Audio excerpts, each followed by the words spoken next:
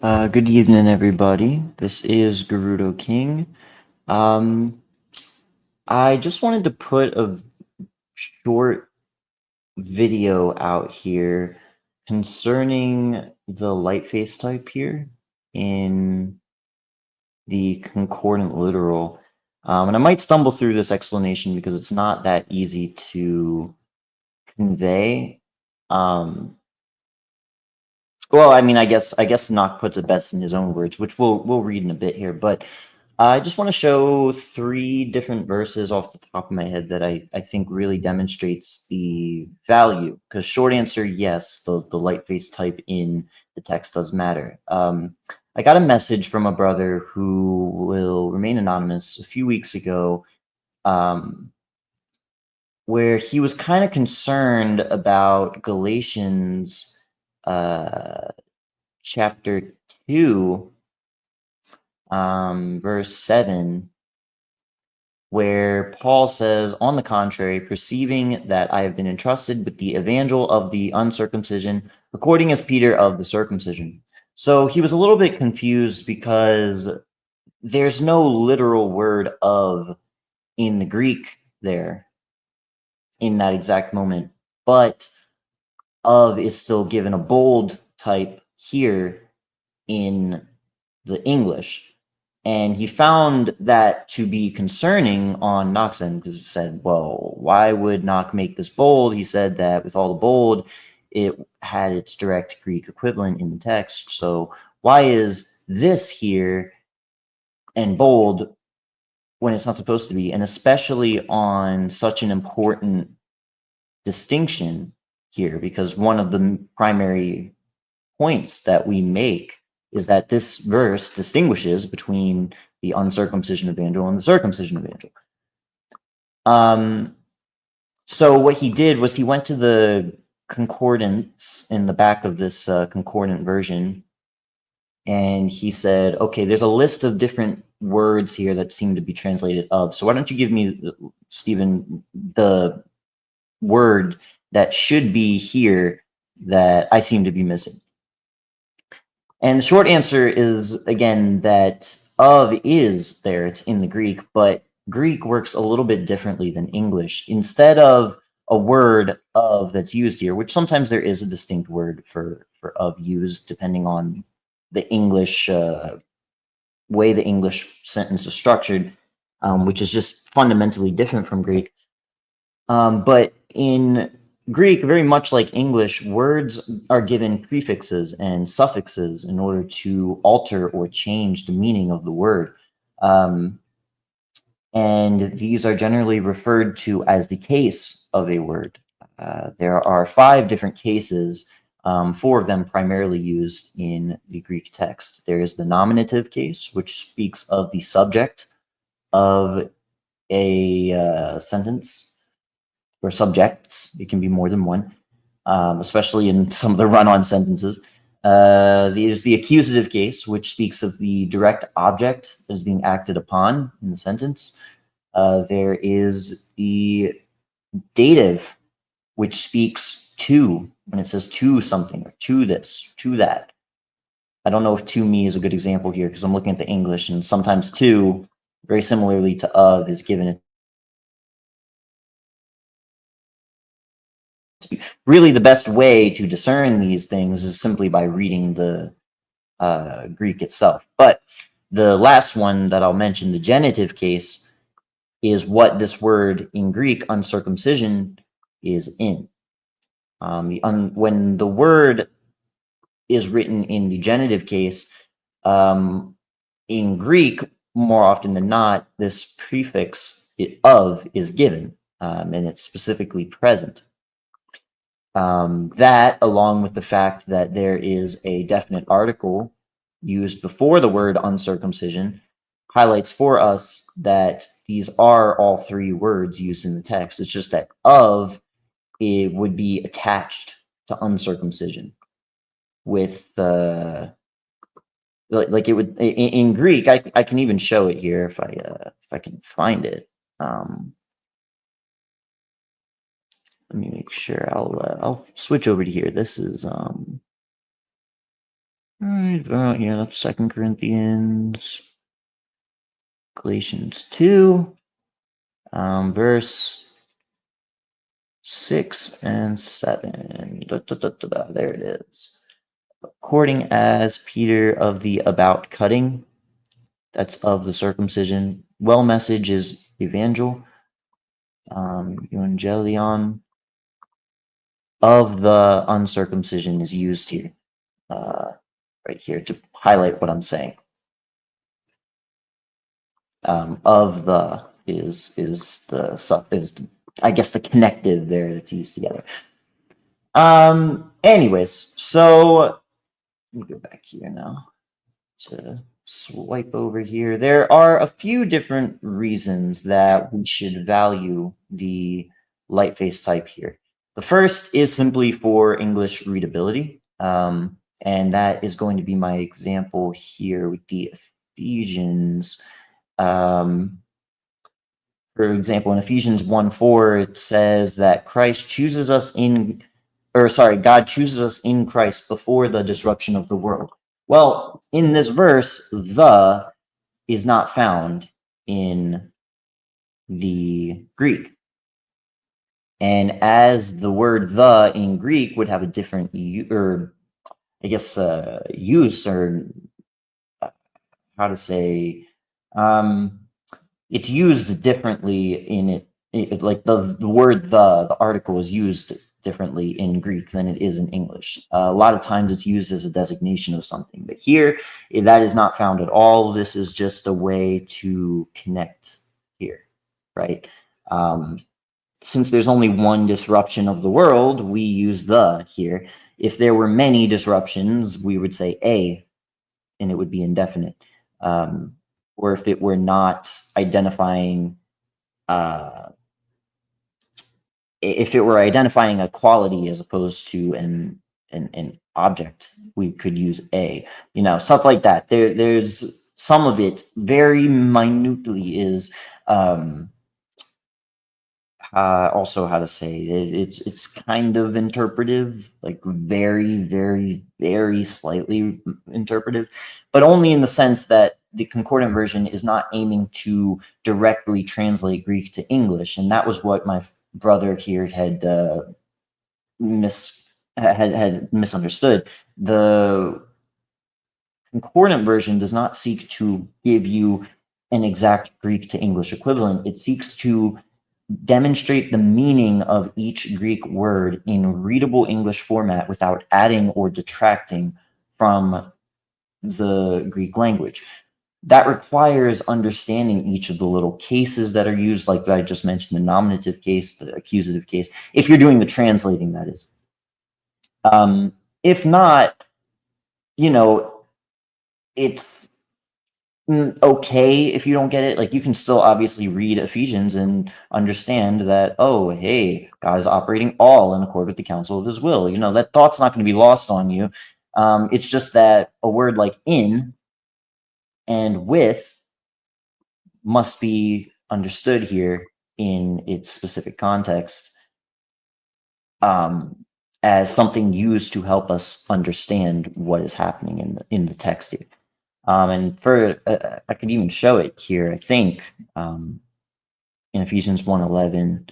If I can find the word accord, I could point it out. Just a moment here.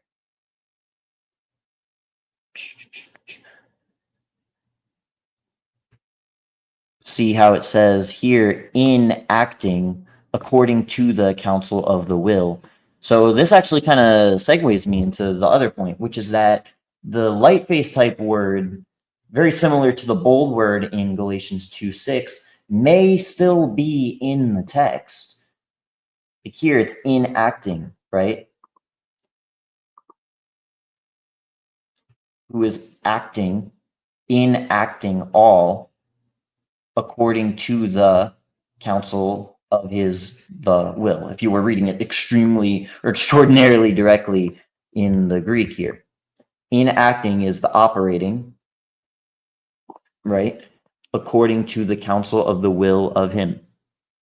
Of the will of him. Oh, even better. So yeah. in is still in the text, but it's just given a lightface type here. So we can't discount the lightface type when we're reading the Concordant version. It is inherently valuable in helping us grasp the different cases that the Greek presents it in.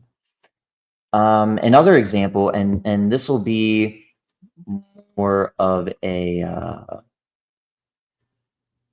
I think this will be an even clearer example, can be found in chapter 2, verse 1 of Romans. But in order to do it, I have to, oh, there we go.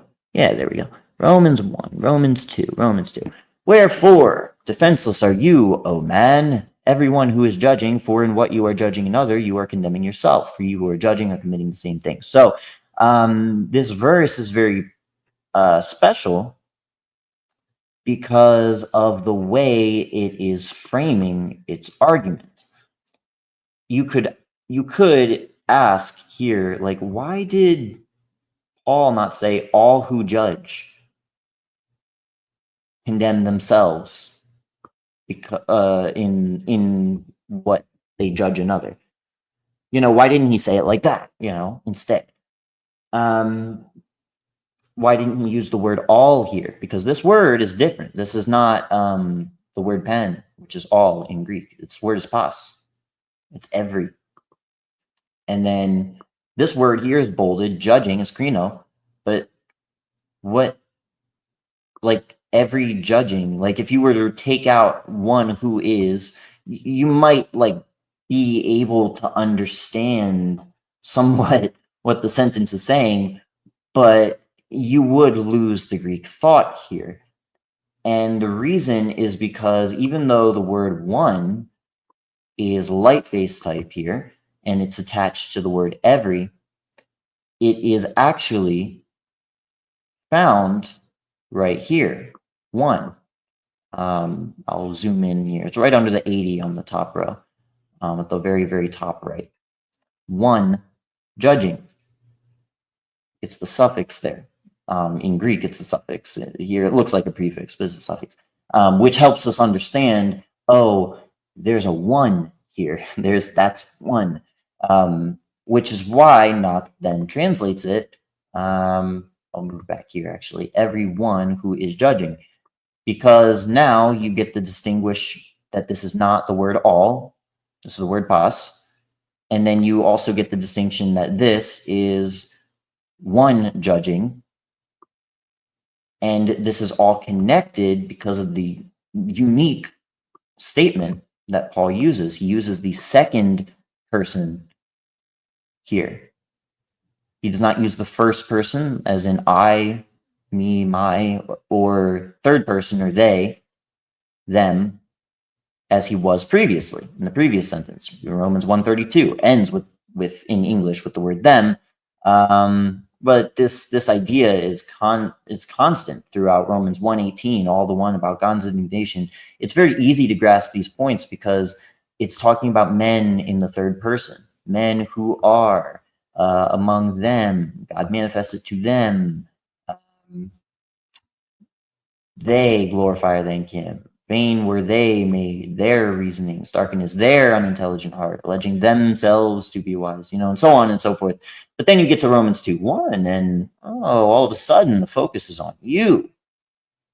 Well, God's locked in now. Now he's focusing on you. Now he's saying, defenseless are you. He's talking to you directly. He's singling you out from among the crowd, and it adds this intense main character syndrome.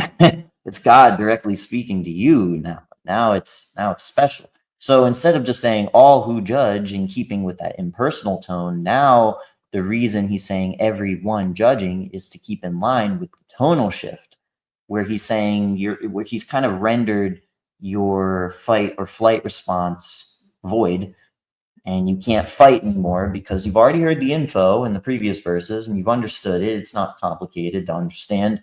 And then you get to the verse here, and you can't run away from it because you already agreed with it. So you would be the one essentially perjuring yourself if you were to fight or flight on either accord. And yet here, defenseless are you. It stands, and you just kind of have to take it, right? And who are judging is another example. It's the same way in the Greek, where we see these distinctions made to highlight what the Greek is getting at, what the Greek thought is happening. Here, you wouldn't feel this zoning in on you focus from many other translations, because they're not focused on giving you the thought of the Greek, but focused on interpreting the Greek in their version or in their own way that they can convey it to you in their own English words. So yeah, it's very important not to dismiss the Lightface type words. It's not that they're useless, because they're not. They're extremely important. All these little notations, the H signifies that we're not just saying man, we're saying human. The D here for another, this means different. The Greek here is actually different, which is why it says another. It's supposed to be referencing something different than the one judging. But Knock points out N in Lightface type and other in boldface type to highlight that there's a special distinction with this word, and the only way to get to the bottom of it is by going to the Greek. So at the end of the day, this English version, for most, it should suffice, because it gives the strong indicator of what the Greek is getting at, and it's very, very helpful in capturing the thought. And once you realize that all these little notations on every single page, like this dot here signifies a definite article in front of the word, the God. This A here recognizes this word as any. Oftentimes who is any, or it can be some as well. On. Even here, even the Lightface type has some definite articles, so that just can't be dismissed completely, because these still have their merit for the Greek words themselves, their surrounding words. This you, this little line here, this represents emphatic emphasis. It is you will be escaping. I like to think of Soldier Boy, like doing the thing. This represents the middle voice. There's so much.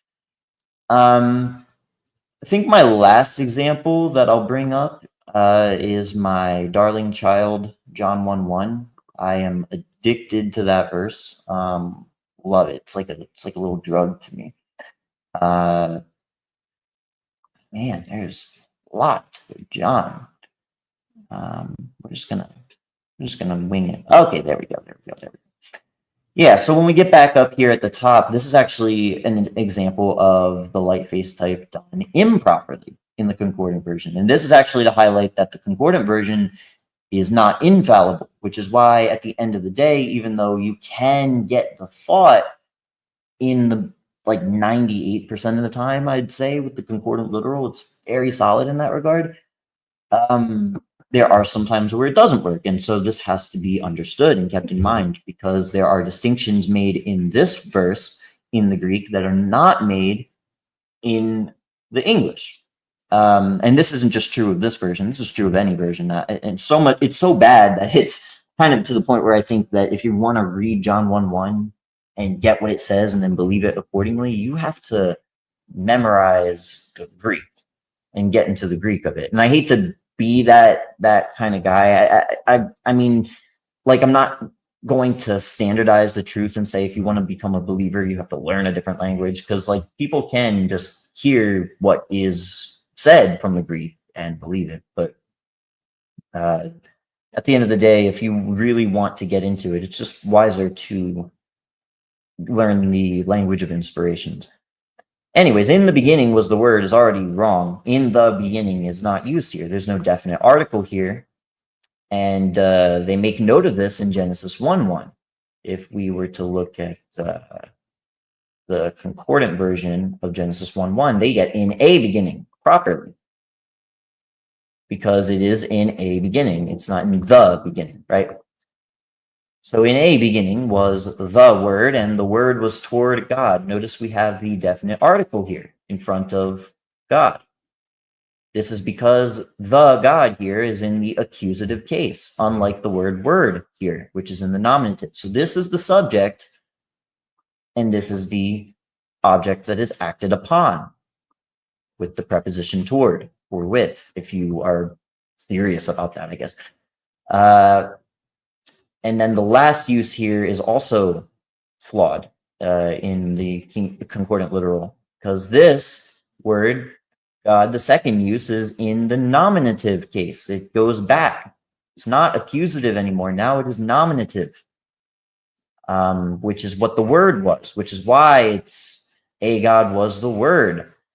But since it's nominative now, and since it is not a definite article, the word a, just like here at the beginning, should be implanted here so that we do not lose the thought of the Greek. And especially on such a verse as this one that has tripped so many in our lives, this is vital stuff to grasp.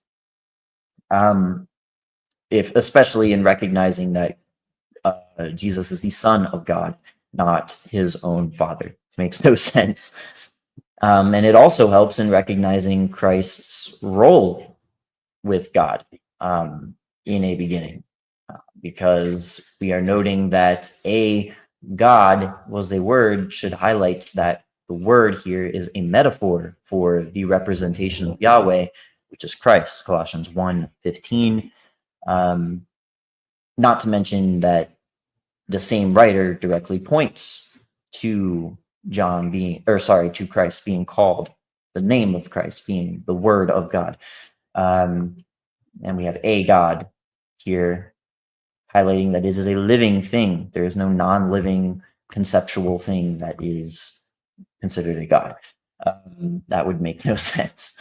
So, yeah, we have very necessary, important examples here of the Lightface type being valuable in the text, very, very valuable, and should not be dismissed. And if it's questionable, if someone questions it, the answer is definitively in the Greek. And you will find more often than not on the sentences that are confusing in the English language are so much easier even to understand in the Greek, because when you keep track of the case, the mood, the verb form, the first person perspective or the third person perspective, the type of pronoun that we're considering, and so on and so forth, it's so much less interpretive and much clearer than not.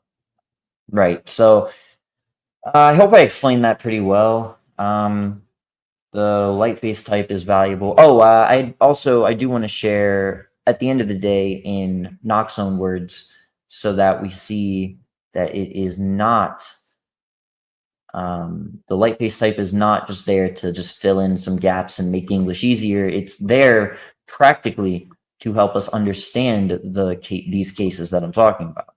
Here is Knox in his own words at the very beginning of his concordance, saying significance of the typefaces, the bold and Lightface. Boldface type is used for words or even parts of words having exact counterparts in the Greek.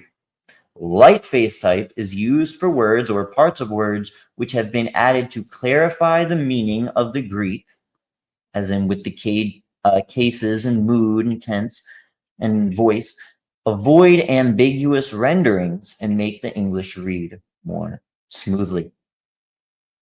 So super useful when that stuff is taken into consideration. Okay, that's all I got. Keith, love you too, bro. I'm happy you're going to bed. Don't be sorry about that. And yeah, this is kind of cool to learn this stuff. I mean, when I was learning all the little notations and stuff for the concordant version, I was astounded. You know, I was looking at it and I was like, man, this is totally new world. You know, foreign to me. I've never seen anything like this before. Really interesting stuff. It's just so much love and care put into making sure that the English reads properly. Not always the easiest to read, I'm sure, but that's why there's a giant freaking dictionary in the back of it. It's to verify the conclusions of each and every study that we're currently reading over in the Unsearchable Riches volumes. So, okay. Anyways, grace and peace, y'all. That's all I got for you today.